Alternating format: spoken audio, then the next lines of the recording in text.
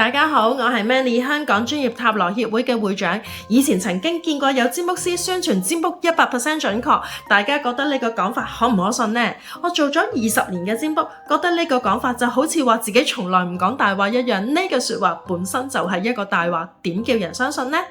透過塔羅牌，我哋了解到自己同其他人多咗，放下執着，學習去改善自己。如果預見未來結果唔好，我哋能夠真係提早改善嘅話呢，未來就可以改變㗎喎。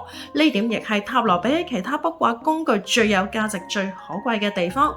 重點係改變必須由自己開始，但係好多人想改變、控制其他人去影響未來嘅結果，越執着就越負面，反而結果係仲差。所以我個人經驗，塔羅預測最長6個月，如果問題唔多變數，大約有70%準確度，剩低30%就係我哋自己可以改變嘅空間啦。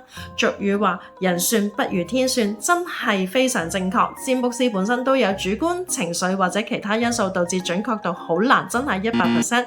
即使世上有少數好有天分嘅占卜命理師傅，預測接近10%準確度，通常佢哋都知道天機不可洩露，一來咧講出嚟可能令事情有變數啦，而且對佢哋自身都有影響㗎喎。